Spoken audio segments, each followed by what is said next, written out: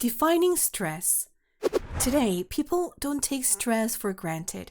We know about the serious effects of stress in our body, mind, and life in overall. An interesting perspective of stress could be seeing it as light trauma. Yes, trauma. It has most of the side effects and symptoms of trauma, but of course, lighter, mild symptoms. Stress can lead to sleep problems, eating disorders, memory issues, weaker immune system, depression, higher blood pressure, headaches, indigestion, so on and so on. So when stress gets too intense to the point that most of our innate defense mechanisms are almost exhausted, then that's when we can say we are suffering from light trauma. Let's start with the basic principle of our bodies are designed to protect itself, defend itself from threats. The good old fight and flight response is triggered, and the intensity is the factor that will decide if it's going to be just stress or traumatic stress. We need to understand that all of us react differently to stress because we have slightly different or varying definition of what a threat is. We saw that with COVID. Some folks handle the isolation better and some not. The number of people suffering from depression rose astronomically all over the world. But some lucky folks out there were able to handle it better. How? Because we are all wired differently. Let's say Anna. She found out that a coworker was making up stories about her and gossiping about it with other people at work. Maybe Anna has a better control of her mind, meaning that when she's off work, well, she's off.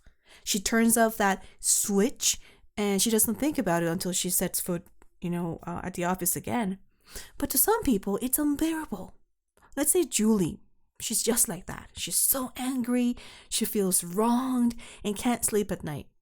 She keeps thinking about how they looked at her when she walked by or how she'll confront the evil coworker.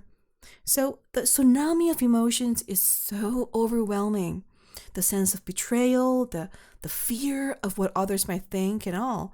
So by the time she feels ready to fall asleep, well, it's almost time to get ready for work. Well, that's an extreme example, but you get the idea.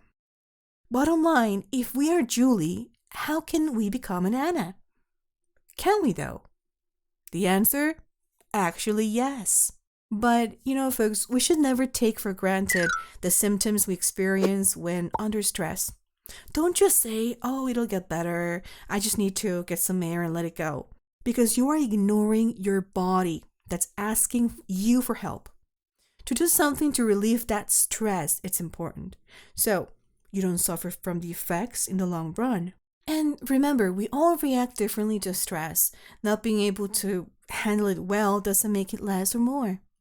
You see, our nervous system focuses on protecting our survival.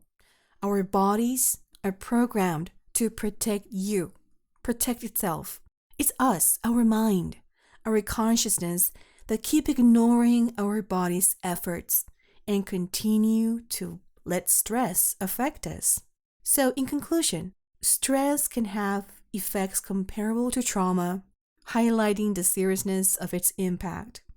Each person's ability to manage stress varies, but there are techniques that can enhance mental fortitude, enabling individuals to better handle stress and reduce its detrimental effects.